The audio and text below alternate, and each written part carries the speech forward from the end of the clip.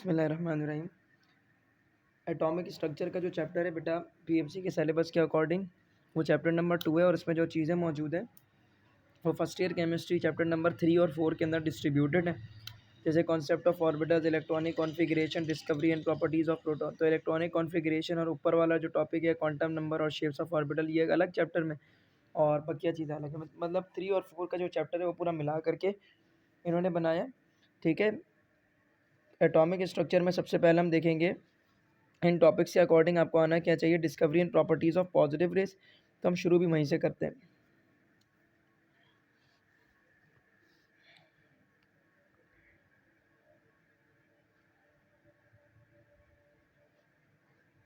Positive rays को canal rays के भी नाम से कहा जाता है या कैनाल रेस एक्सपेरिमेंट के भी नाम से डिस्कवरी ऑफ पॉजिटिव रेस को भी कहा जाता है। इसमें क्या किया गया, वही डिस्चार्ज ट्यूब एक्सपेरिमेंट किया गया जो कि डिस्कवरी ऑफ इलेक्ट्रॉन्स के लिए किया गया था। लेकिन यहाँ पर जो कैथोड ली गई ये परफोरेटेड कैथोड ली गई। ठीक है, और ये रहा एनोड, ये हमने कनेक्ट कर दिया किससे, हाई वोल्टेज सोर्स से।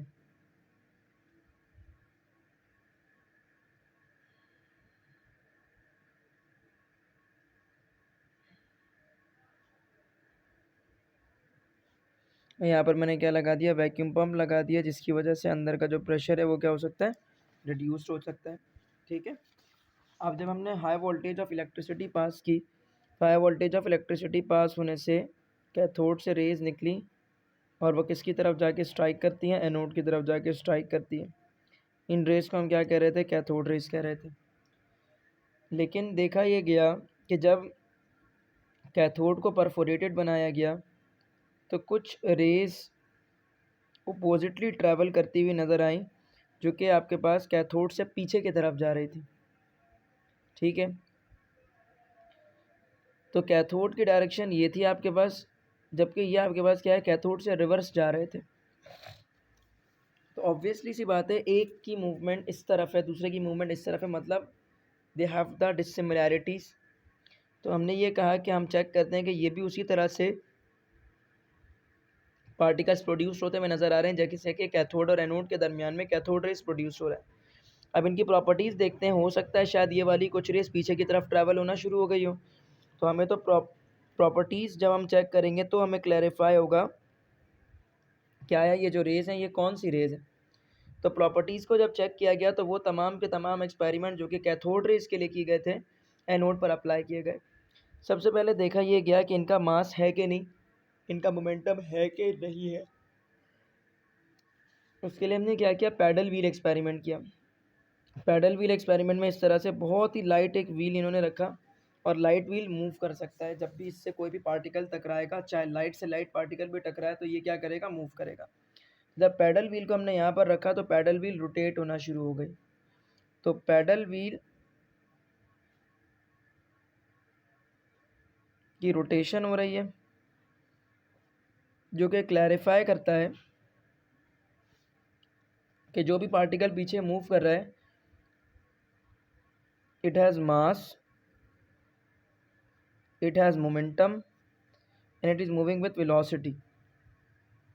सही है, तो मास है और वेलोसिटी से मूव करेगा तभी तो उसके अंदर मोमेंटम है, और मास है मोमेंटम है तो मतलब वेलोसिटी भी होगी उस ऑब्जेक्ट की। फिर उसके बाद ये देखा गया कि इसके ऊपर चार्ज है कि नहीं। तो चार्ज है कि नहीं इसके लिए हमने अप्लाई की, इसके लिए आसपास इलेक्ट्रिक फील्ड अप्लाई कर दी, पॉजिटिव और नेगेटिव।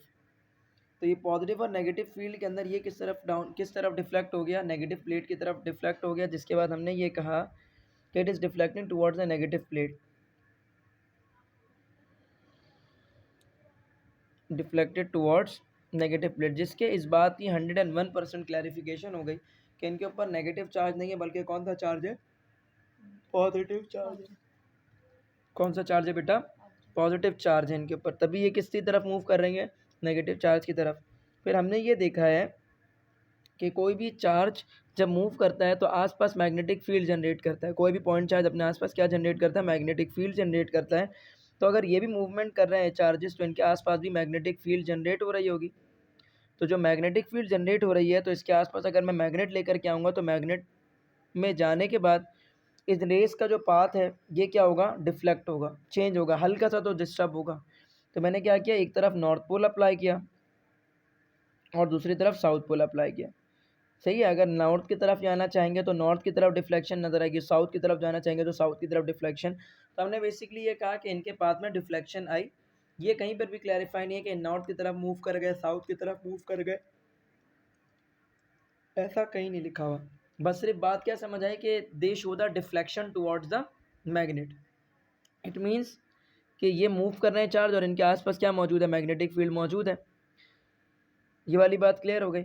फिर हमने देखा कि इनके ऊपर चार्ज कितना है, तो चार्ज आपके पास जो भी है वो निकाला, फिर उनका मास हमने निकाला और फिर हमने चार्ज टू मास रेशो निकाला।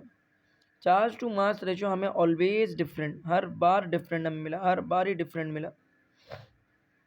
क्यों हर बार डिफरेंट मिला? Basically charge to mass ratio electron का सेम रहता है, क्योंकि एक इलेक्ट्रॉन पर हमेशा चार्ज होता है 1.6 एक्सपोनेंट -19 कूलम और हमेशा उसका मास सेम रहता है। लेकिन यहाँ पर अगर फॉर एग्जांपल पॉजिटिव चार्ज आ जाए लिथियम के ऊपर, सोडियम पर भी +1 चार्ज आ जाए, पोटेशियम पर भी +1 चार्ज आ जाए, रुबीडियम पर भी +1 चार्ज आ जाए, है चार्ज सब पर 1.6 एक्सपोनेंट -19 कूलम, जो कि अभी यहाँ पर Li+ जनरेट हुआ, बाद में Na+ जनरेट हुआ, बाद में K+ पोटेशियम डाला तो K+ जनरेट हुआ, फिर रुबीडियम जनरेट हो गई आपके पास, रुबीडियम आई जनरेट होगा अंदर।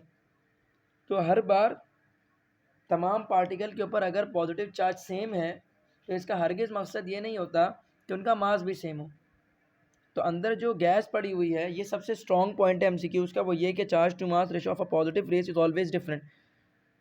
तो इसकी स्टेटमेंट क्या है कि if a substance contain a same charge, contain a same positive charge, then always it must contain a different mass value.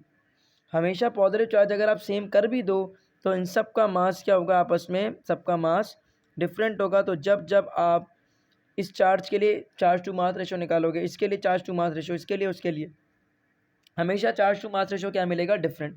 मतलब मैं ये कह सकता हूँ कि चार्ज टू मास रेशो किस पर डिपेंड कर रहा है, डिपेंड्स अपॉन मटीरियल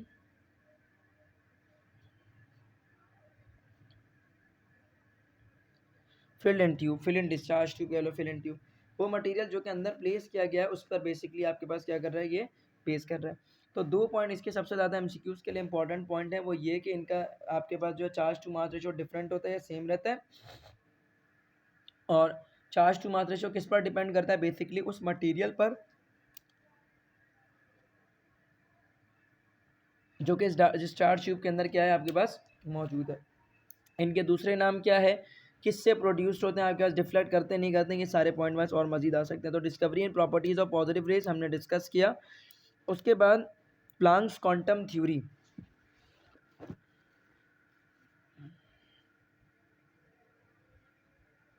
एक थ्योरी है जिसको हम कहते हैं प्लांक्स क्वांटम थ्योरी। ये थ्योरी क्या कहती है, atom neither absorb nor release energy in an arbitrarily quantity, comma, it always a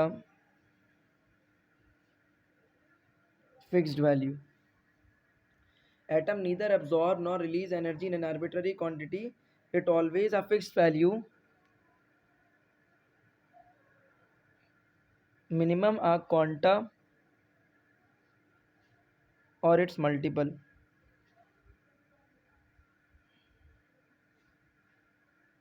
that have energy h into nu। एक एटम कभी भी ना तो एनर्जी अब्जॉर्ब करता है और ना ही रेडिएट करता है अनलिमिटेड क्वांटिटी में, हमेशा वो फिक्स क्वांटिटी में अब्जॉर्ब करता है। बेसिकली तौर पर कम से कम भी वो जो एक एनर्जी को एब्जॉर्ब करेगा वो एक पैकेट ऑफ फोटोन होगा जिसके अंदर एनर्जी होगी h इंटू न्यू। या उसके मल्टीपल टाइम्स फोटोन को वो क्या कर सकता है, एब्जॉर्ब कर सकता है, जैसे 2 फोटोन, 3 फोटोन, 3 4 4 फोटोन। तो एक फोटोन में एनर्जी कितनी है, एक फोटोन में h इंटू न्यू। तो जब वो 2 फोटोन करेगा तो एक और एक h इंटू न्यू, मतलब 2h इंटू न्यू एब्जॉर्ब कर रहा है। अगर एक और एक फोटोन एब्जॉर्ब करेगा तो 3h इंटू न्यू हो जाएगा। अगर एक और एक फोटोन एब्जॉर्ब करेगा तो 4h इंटू न्यू हो जाएगी उसकी एनर्जी। सही है। तो energy neither absorb nor radiate energy in an arbitrarily quantity, it is always fixed. और हमेशा एनर्जी किसके बराबर होगी, E is equals to H into nu के बराबर, या फिर E is equals to n times multiple of h into nu. ठीक है, यहाँ तक बात क्लियर हो गई, n times multiple of h into nu, इसमें कोई मसला नहीं है। E is equals to H into nu या फिर E is equals to n times h into nu हो गया आपके पास।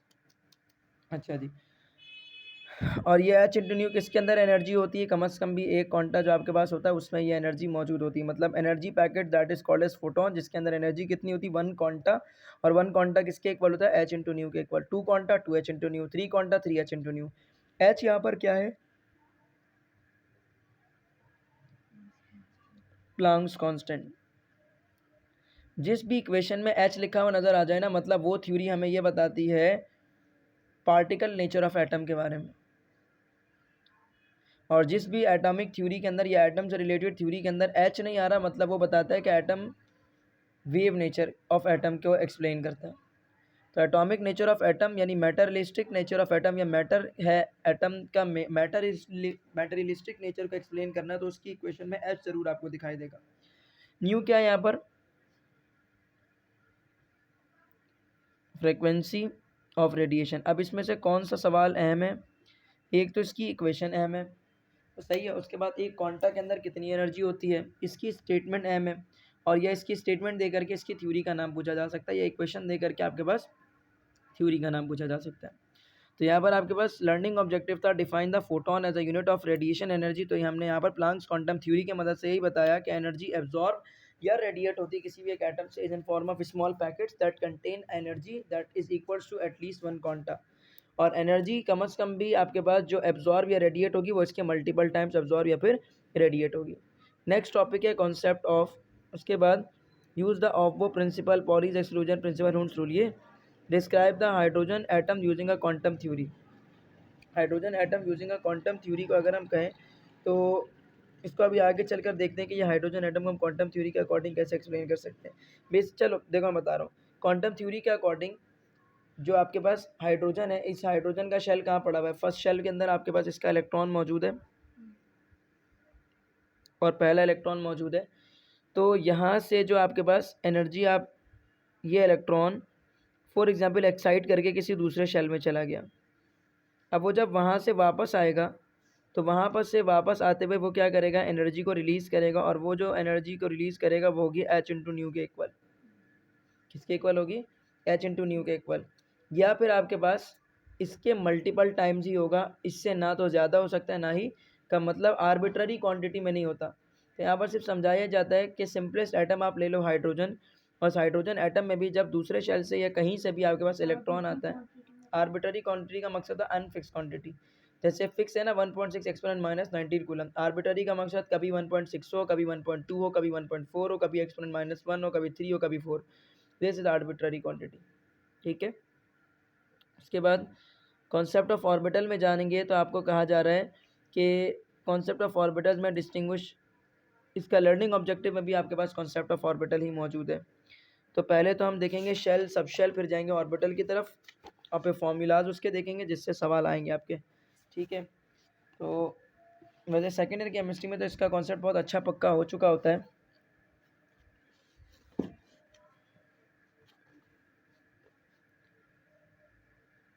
सबसे पहले हम बात करेंगे शेल्स की, और वो शेल्स कौन से होते हैं, वो होता है के शेल, दूसरा होता है एल शेल, तीसरा होता है एम शेल, फिर N shell, and so on, इस तरह से चलता जाएगा। सही है, के शेल के लिए जो एन है वो बराबर होता है 1 के, एल शेल के लिए एन जो है वो बराबर होता है 2 के, एम शेल के लिए एन जो बराबर होता है वो होता है 3 के, और फोर्थ या एन शेल के लिए एन की वैल्यू किसके बराबर होती है, 4 के। तो इसलिए हम इसे first shell, second shell, third shell और फोर्थ शेल भी कहते हैं। सबसे कम एनर्जी के शेल की होती है और उसमें मौजूद इलेक्ट्रॉन्स की होती है, उससे ज़्यादा एनर्जी एल शेल की होती है और उसमें मौजूद इलेक्ट्रॉन्स की होती है। एम शेल की उससे ज़्यादा एनर्जी होती है और उसमें मौजूद इलेक्ट्रॉन्स की एनर्जी होती है। एक शेल को बेसिकली तौर पर कौन क्रिएट करता है? इलेक्ट्रॉन्स क्रिएट करते हैं। The path that is generated by the electrons during the movement around the nucleus of an atom, that path is actually called as shell. वो पाथ या वो रास्ता जो कि एक एटम के इर्द गिर्द इलेक्ट्रॉन के घूमने से इलेक्ट्रॉन बना देता है, उस रास्ते को या उस पाथ को हम क्या बोलते हैं? शेल कहते हैं। सही है। शेल के बाद दूसरी जो चीज़ होती है वो क्या होती है आपके पास? सब शेल्स। सब शेल्स कितने हैं? 4 हैं। पहले शेल में सिर्फ एस होता है, दूसरे शेल में एस और पी होता है, तीसरे शेल में एस पी और डी है, और चौथे शेल में एस पी डी और एफ सब शेल्स आपके पास मौजूद है। ठीक है, तो एस पी डी और एफ सब शेल्स आपके पास मौजूद है। यहाँ तक बात क्लियर? इसमें कोई मसला नहीं है। तो हमने शेल्स की बात कर ली, सब शेल्स की बात कर ली। अब नेक्स्ट जो चीज़ है बेटा, that is orbitals. That are orbitals. S sub shell में कितने ऑर्बिटल होंगे? बस एक। एल शेल के अंदर कितने ऑर्बिटल होंगे? एस सब शेल में एक ही ऑर्बिटल होता है और पी सब शेल में टोटल 3 ऑर्बिटल आपके पास मौजूद हैं। तो के शेल में चूंकि एक ही आपके पास सब शेल है दैट इज एस और उसमें एक ही ऑर्बिटल होता है, तो मैं लिख सकता हूँ कि एक ही ऑर्बिटल है। एल शेल में 2 सब शेल है एस और पी, तो एस की वजह से एक ऑर्बिटल होगा और पी की वजह से 3 ऑर्बिटल, तो टोटल कितने हो गए? 4 orbitals are present in L shell. M shell में एक ऑर्बिटल 3, 3 और 1 4 हो गए, और डी के 5, तो 5 4 9, तो 1 + 3 + 5 टोटल कितने ऑर्बिटल्स हो गए? 9 ऑर्बिटल। एन शेल के लिए कितने हो गए? 1 + 3 + 5 + 7, तो 1 + 3 कितने हो गए? 4, 4 और 5 कितने हो गए? 9, 9 और 7 कितने हो गए आपके पास? 16 हो गए। कितने ऑर्बिटल्स हो गए? 16 ऑर्बिटल। तो मतलब अगर एमसीक्यू इस तरह से आ जाए कि एन शेल में टोटल कितने ऑर्बिटल होते हैं? 16 होते हैं। के शेल में कितना होता है आपके पास? एक ही होता है। एल शेल में कितना ऑर्बिटल होता है? 4 होता है। एम शेल में कितने होते हैं? 9 ऑर्बिटल। समझ आ गई बात? अगर एमसीक्यू इस तरह से आ जाए कि एम शेल के अंदर जो ऑर्बिटल मौजूद है डी, उसके कितने ऑर्बिट एम शेल के अंदर जो सब शेल है दैट इज डी, उसके कितने ऑर्बिटल हैं? देखो, ऑर्बिटल के अंदर इलेक्ट्रॉन्स पूछे या ऑर्बिटल पूछे, वो किसी भी शेल के अंदर हो, उसका आंसर आपके पास सेम रहता है। अब अगर फॉर एग्जाम्पल सवाल इस तरह से हो कि के शेल के अंदर जो डी सब शेल होगा उसमें कितने इलेक्ट्रॉन्स होंगे? मैंने पूछा था के शेल में जो डी सब शेल होगा उसमें कितने इलेक्ट्रॉन्स होंगे? के शेल में तो डी होता ही नहीं है, सिर्फ एस होता है, पी और डी तो होता ही नहीं, तो 0 इलेक्ट्रॉन्स हो गए ना। के शेल के अंदर आपके पास डी सब शेल होता ही नहीं, जब डी सब शेल नहीं होगा तो उसमें इलेक्ट्रॉन्स भी नहीं होंगे। यहाँ तक बात क्लियर हो गई? अच्छा, अब आपकी जो सिंध बोर्ड की किताब है और जो फर्दर और मजीद बुक्स हैं उनके अंदर कुछ फार्मूलाज लिखा हुआ है। जो सिंध बोर्ड की किताब में आपके पास पेज नंबर 107 पर आपको ये फार्मूला लिखा हुआ मिलता है। तो पेज नंबर 107 पर 3-4 फार्मूलाज है। सबसे पहला तो ये फार्मूला है कि एक शेल में कितने इलेक्ट्रॉन्स आएंगे।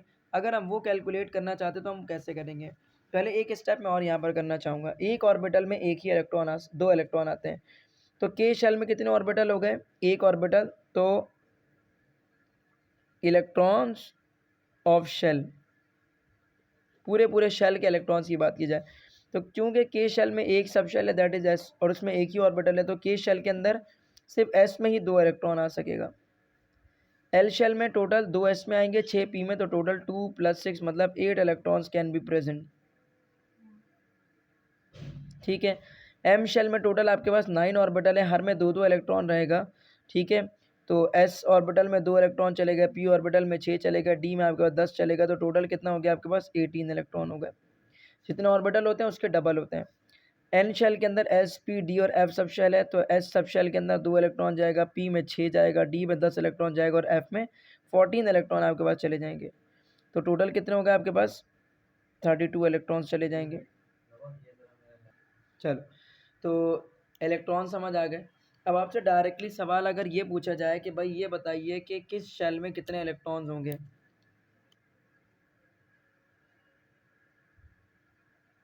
इलेक्ट्रॉन्स इन अ शेल, और शेल का दूसरा नाम होता है एनर्जी लेवल्स।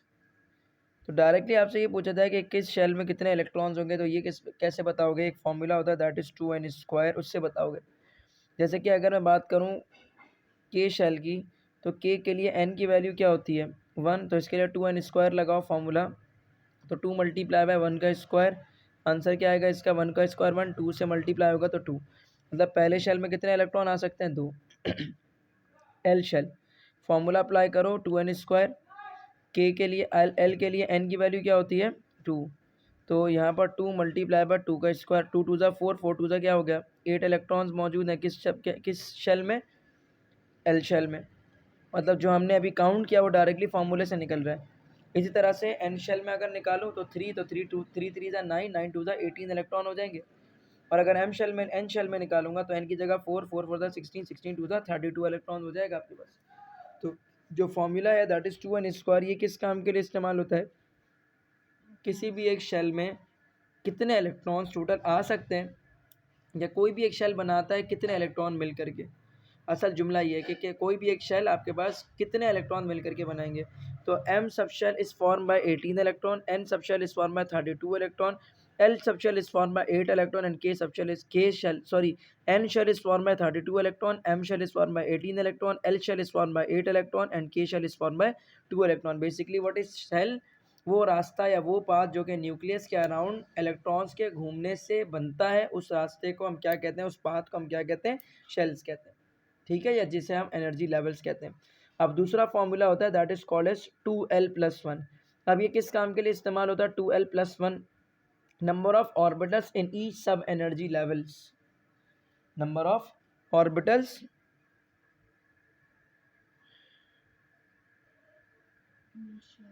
इन each sub energy level, energy level shell को कहते हैं, सब एनर्जी लेवल सब शेल को कहते हैं, मतलब एस पी डी और एफ।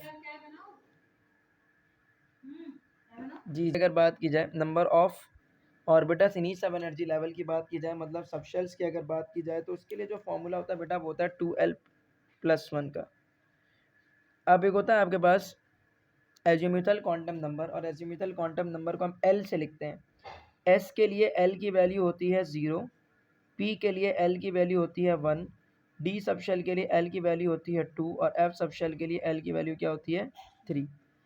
तो number of orbital in each sub energy level, मतलब एक ऑर्बिटल के अंदर, सॉरी एक सब शेल में कितने ऑर्बिटल्स मौजूद होंगे ये आपको बताना है। जैसे कि एस का सब शेल है, उसमें कितने ऑर्बिटल होंगे आपको ये बताना है, एक ही होता है, फॉर्मूले से चेक करते हैं। एल की वैल्यू 0, 0 2 ज़ा 0 +1 कितना आ गया, एक ही ऑर्बिटल होता है। नेक्स्ट पी सब शेल में कितने ऑर्बिटल होंगे, एल की वैल्यू 1 हो गई तो 1 यहाँ रख दिया, 2 1 ज़ा 2 +1 कितना हो गया, 3 ऑर्बिटल्स हो गए। अगर डी सब शेल की बात की जाए तो डी में आपके पास क्या होगा, 2 रखेंगे, 2 2 ज़ा 4, 4 +1 क्या हो जाएगा 5 ऑर्बिटल, तो इसीलिए डी सब शेल में 5 ऑर्बिटल होते हैं। और एफ के लिए क्या करेंगे, एफ के लिए हम यहाँ पर पुट करेंगे 3, तो 3 2 ज़ा 6 +1 कितना हो गया 7, तो 7 ऑर्बिटल्स आपके पास हो गए। यहाँ तक बात क्लियर। तो number of orbitals in each sub energy level या सब शेल का आंसर क्या हो गया, ये भी आपके पास निकल गया।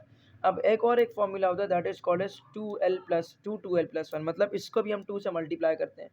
Maximum number of electrons that can present in each energy sub level.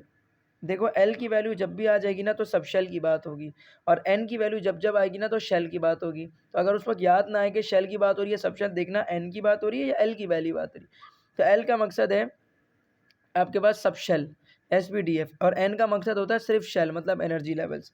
अब ये है कि आपके पास number of electrons in each sub energy level, मतलब सब शेल, मतलब किसी भी एक सब एनर्जी लेवल में या सब शेल में कितने इलेक्ट्रॉन आ सकते हैं, उसका फॉर्मूला क्या है, उसका फॉर्मूला है 2l+1। यहाँ तक बात क्लियर। अब हमने कहा कि एस में कितने इलेक्ट्रॉन आएंगे, एस सब शेल में मुझे कैलकुलेट करके दिखाओ। तो 2 और 2, और एस की जगह रखा हमने 0, एल की जगह हमने रख दिया 0 +1, तो 2 0 0 +1 1 हो गया, 1 2 ज़ा 2, तो टोटल एस सब शेल में कितने इलेक्ट्रॉन आ सकते हैं 2। पी सब शेल में देखेंगे फॉर्मूला होता है बेटा 2 अंदर 2, एल की जगह पर पी के लिए क्या रखेंगे हम 1 रखेंगे, +1 हो गया, 2 1 ज़ा 2 +1 3, 3 2 ज़ा क्या हो गया 6, तो टोटल कितने इलेक्ट्रॉन्स आ गए 6 इलेक्ट्रॉन्स आ गए। डी सब शेल में देखेंगे फॉर्मूला है दैट इज 2 अंदर 2, एल की जगह हम रख देंगे यहाँ पर 2+1, क्योंकि पी के लिए एल की वैल्यू 2 होती है, तो 2⁴ + 1 5, 5 इलेक्ट्रॉन्स हो गए। यहाँ तक बात क्लियर। और इसी तरह से एफ के लिए आपके पास निकलेगा 14 इलेक्ट्रॉन्स। ठीक है जी, यहाँ तक बात समझ आ गई। अभी ये कॉन्सेप्ट ऑफ ऑर्बिटल चल रहा है, ठीक है। ये concept of orbital continue, distinguish among the principal energy level, sub energy level and the atomic orbitals. Energy level, sub energy level, atomic orbitals. इन्हीं ऑर्बिटल्स को हम क्या कहते हैं? एटॉमिक कहते हैं या अनहाइब्रिड ऑर्बिटल्स कहते हैं। इन्हीं ऑर्बिटल्स को हम क्या कहते हैं? एस के अंदर जो ऑर्बिटल है, पी के अंदर जो ऑर्बिटल है, डी के अंदर जो ऑर्बिटल है और एफ के अंदर जो ऑर्बिटल्स हैं, ये सारे क्या कहलाते हैं आपके पास? Atomic orbital. क्या कहलाते हैं? Atomic orbital. अच्छा, p x, P Y, P z आपस में एक दूसरे के लिए क्या कहलाते हैं? Degenerated orbital. D x square, d y z, d z x, d x square minus y square, d z square क्या कहलाते हैं आपस में एक दूसरे के लिए? Degenerated orbital. तो एटॉमिक अनहाइब्रिड कह लो या एटॉमिक, आपके पास एटॉमिक ऑर्बिटल क्या होता है? अनहाइब्रिड ऑर्बिटल्स होता है, वो हाइब्रिडाइजेशन में उस वक्त तक हिस्सा नहीं लेता। सही है, एटॉमिक और अनहाइब्रिड ऑर्बिटल ही हाइब्रिडाइज होकर के हाइब्रिडाइज ऑर्बिटल्स बनाते हैं। ठीक है, तो there is a difference between atomic and hybridise orbitals. Atomic orbital sp-df को बोलते हैं, हाइब्रिडाइज ऑर्बिटल sp होता है, sp2 होता है, sp3 होता है, आपके पास d2 sp2 होता है, d2 sp3 होता है, d3 sp3 होता है, d4 sp3 होता है। आपके पास ये सारे आपके पास हाइब्रिडाइज ऑर्बिटल्स होते हैं। एटॉमिक ऑर्बिटल अकेला होता है, हाइब्रिडाइज ऑर्बिटल ऑर्बिटल्स को मिलाने से बनते हैं और डिफरेंट टाइप्स ऑफ ऑर्बिटल्स मिलाएंगे तो बनेगा। सिमिलर ऑर्बिटल्स अगर मिलते हैं तो आपके पास हाइब्रिडाइजेशन नहीं होती। सही है, जैसे कि P x, P Y, P Z सिर्फ आपस में नहीं मिल सकते, हाइब्रिडाइजेशन नहीं होगी। हाइब्रिडाइजेशन होने के लिए दो अलग अलग तरह के ऑर्बिटल्स का होना ज़रूरी है। अब बोलोगे सर पी एक्स और पी वाई तो दो अलग अलग तरह के ऑर्बिटल हो गए, तो बेटा डी जनरेटेड ऑर्बिटल्स भी तो आपस में डिफरेंट होते हैं, लेकिन यहाँ पर उसकी बात नहीं की जा रही। मतलब दो डिफरेंट टाइप्स ऑफ ऑर्बिटल्स होने चाहिए आपके पास, नहीं, दो अलग आपके पास जो है ना सबशेल्स वाले ऑर्बिटल्स होने चाहिए। मतलब एक एस का है तो दूसरा आपके पास जो है ना जो ऑर्बिटल होना चाहिए वो पी का होना चाहिए, तो हाइब्रिडाइजेशन होगी आपके पास। अच्छा, यहाँ तक बात क्लियर हो गई, समझ आ गई। अब हम शेप ऑफ ऑर्बिटल्स देख लेते हैं। अगर मैं एस सबशेल की बात करूँ तो एस सबशेल का जो शेप होता है वो होता है स्फेरिकल। एस सबशेल की जो बात है ये कैसा होता है? उसका शेप स्फेरिकल होता है।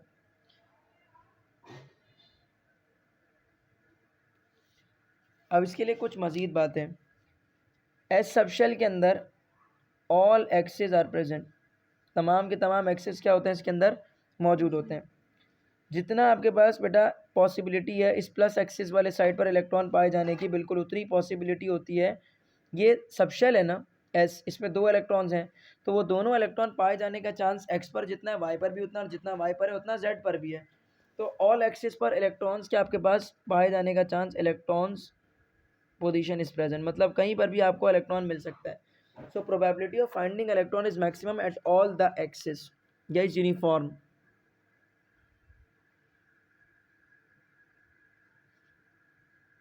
probability of finding electron is uniform. कौन से सब शेल में? एस सब शेल के अंदर। ठीक है, there is no nodal plane, बता रहा हूँ। नोडल प्लेन उस वक्त समझ आएगा जब हम पी सब शेल को ड्रॉ करेंगे। अच्छा, इसको हम क्या कहते हैं? इसका नाम हमने रखा है शार्प, क्योंकि इसमें जब इलेक्ट्रॉन आता है और जो रेडिएशन निकलती है उसको प्रिज्म से पास करें तो शार्प लाइंस हमें ऑब्टेन होती है स्पेक्ट्रम में। तो इसका जो नाम है एस वो इसलिए रखवा है क्योंकि इससे जो लाइंस ऑब्टेन होती है, मतलब कोई भी अगर आपके पास इलेक्ट्रॉन एस सब शेल के अंदर आगे गिरेगा तो शार्प लाइन प्रोड्यूस करता है। पी में आकर के गिरता है तो प्रिंसिपल लाइन प्रोड्यूस करता है, एफ में गिरता है तो फंडामेंटल, और डी में गिरता है तो डिफ्यूज लाइन प्रोड्यूस करता है। तो S stand for sharp, P stand for principal, D stand for आपके पास डिफ्यूज, और एफ स्टैंड फॉर फंडामेंटल। ठीक है, अब हम देखेंगे पी सब शेल। पी सब शेल की अगर बात की जाए तो पी सब शेल के कितने ऑर्बिटल्स हैं? पी सब शेल आपके पास बेटा 3 ऑर्बिटल्स पर कंसिस्ट है, पी वाई, पी एक्स और पी जेड। ये पूरा पी सब शेल है। कौन सा सब शेल है? पी सब शेल। तो पी सब शेल में आपके पास क्या मौजूद है? पी एक्स मौजूद है, पी वाई मौजूद है, पी जेड मौजूद है। ये इसका आपके पास प्लस हाफ पोर्शन, ये नेगेटिव हाफ, ये प्लस हाफ, ये नेगेटिव हाफ, ये प्लस हाफ और ये नेगेटिव हाफ। प्लस हाफ और नेगेटिव हाफ हम किस लिहाज से देते हैं? एक पी एक्स के अंदर एक पी वाई और एक पी जेड, मैक्सिमम कितने इलेक्ट्रॉन आ सकते हैं? 2। एक आएगा पॉजिटिव स्पिन में, दूसरा negative spin, positive negative positive और नेगेटिव स्पिन। तो जिस वाले आपके पास जो बेटा आपके पास नोड है ना, उसमें अगर ये वाला इलेक्ट्रॉन होता है तो हम कहते हैं इसमें पॉजिटिव स्पिन वाला इलेक्ट्रॉन है, तो इसलिए इस नोड को क्या नाम दे दो? पॉजिटिव। ये जो पी सबशेल है ना आपके पास, उसमें ये जो ऑर्बिटल है दैट इज पी एक्स, इसके दो लोब जिस पॉइंट पर आपके पास कनेक्टेड हैं उसको हम कहते हैं नोडल, उसको हम कहते हैं नोडल प्लेन।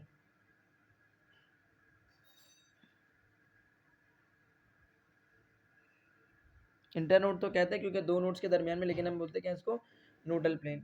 नोडल प्लेन पर इलेक्ट्रॉन के पाए जाने का चांस जीरो होता है। Probability of finding electron at nodal plane is zero. क्यों जीरो? बिकॉज नोडल प्लेन पर पॉजिटिव चार्ज अकोमुलेट हुआ होता है, वहाँ पर इलेक्ट्रॉन पाए जाने का चांस नहीं होता। और नोडल प्लेन से दो नोड्स जो होते हैं ना किसी भी एक आपके पास ऑर्बिटल ऑफ सबशेल जो है, मतलब ये पी के सारे आपके पास ऑर्बिटल है ना, पी सबशेल के सारे ऑर्बिटल हैं, तो पी सबशेल के सारे ऑर्बिटल के अंदर कितने नोड्स मौजूद है? दो दो नोड्स मौजूद हैं। और वो जो दो नोड आपस में जिस पॉइंट पे कनेक्ट होते हैं, ये पॉइंट आपके पास क्या कहलाता है बेटा? नोडल प्लेन कहलाता है। और नोडल प्लेन पर इलेक्ट्रॉन के पाए जाने का चांस क्या होता है? जीरो। नोडल प्लेन पर आपके पास इलेक्ट्रॉन नहीं मिलता। और इसको प्लस हाफ और नेगेटिव हाफ हम क्यों क्यों देते हैं इन लोब्स को? क्योंकि यहाँ पर पॉजिटिव स्पिन में इलेक्ट्रॉन होता है और यहाँ पर नेगेटिव स्पिन में इलेक्ट्रॉन होता है। यहाँ तक बात क्लियर हो गई। और इससे जो आपके पास लाइंस जो प्रोड्यूस होंगी वो कौन सी होंगी? प्रिंसिपल्स। डी और वाई जो है ना उसके लिए डिफ्यूज और फंडामेंटल कवर्ड है और उनकी शेप कॉम्प्लिकेटेड है, इसलिए यहाँ पर भी इसने बोला कि आप जो शेप्स है ना वो सिर्फ एस और पी के डिफाइन करें। ठीक है, अच्छा।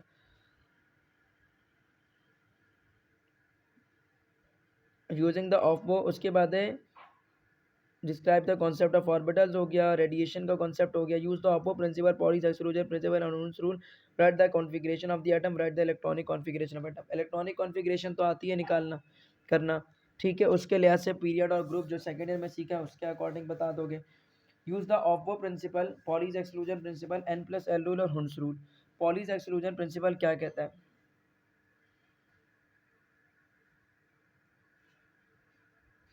बताओ? इस चैप्टर का लास्ट टॉपिक है। इस चैप्टर से ना सिर्फ एक आध एमसीक्यूज आते हैं, जो पॉइंट्स लिखवा रहा हूँ इसी में से एमसीक्यू बन जाएगा। Pauli's exclusion principle, Pauli's exclusion principle की बात बताओ कि what is mean by Pauli's exclusion principle? नहीं। इन एन एटम, नहीं, no two electrons can have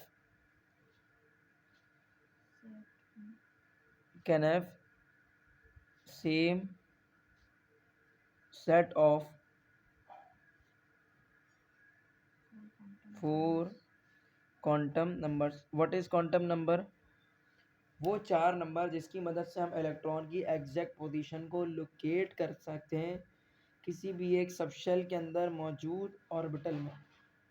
किस शेल में इलेक्ट्रॉन, किस सबशेल में उस शेल के, और उसमें किस ऑर्बिटल में, और पॉजिटिव स्पिन में, नेगेटिव स्पिन में, ये 4 नंबर्स की मदद से हमें पता लगता है। तो 4 नंबर्स पेयर या 4 numbers that gives you the exact position of electron in an atom, that 4 numbers are called as quantum numbers।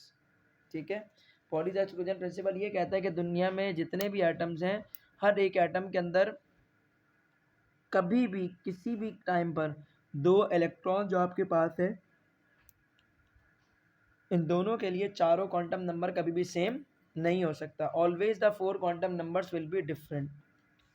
तो हम क्या पढ़ रहे थे बेटा? पॉलीज एक्सक्लूजन प्रिंसिपल में हमने ये देखा कि उसकी जो प्रिंसिपल की जो स्टेटमेंट है वो ये कि in an atom no two electrons can have the same set of 4 quantum numbers.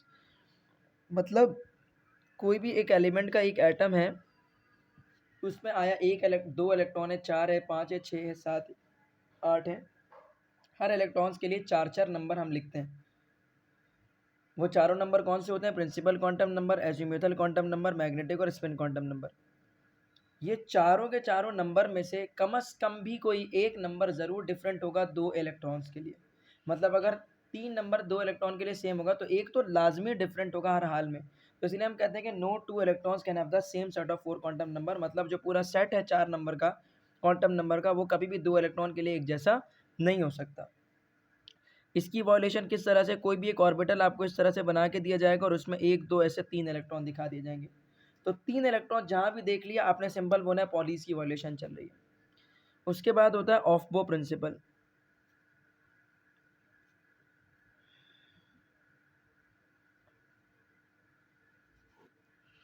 Of बो प्रिंसिपल की बात की जाए, PLE ऑफ बो प्रिंसिपल की बात की जाए तो ऑफ बो प्रिंसिपल क्या बोलता है? ऑफ बो प्रिंसिपल ये बोलता है कि इलेक्ट्रॉन सबसे पहले लोवेस्ट एनर्जी लेवल में जाएंगे, that is 1s 2s 2p 3s 3p 4s, इस तरह से चलता चला जाएगा।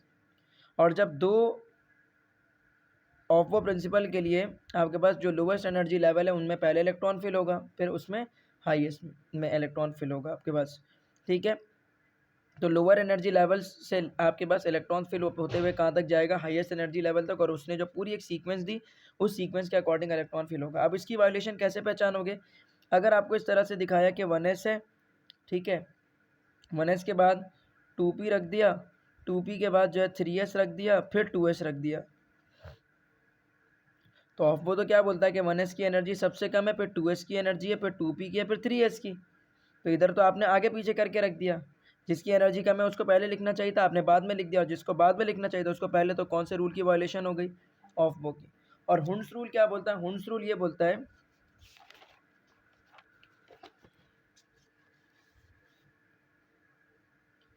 इसे हम Hund's rule of maximum multiplicity भी कहते हैं।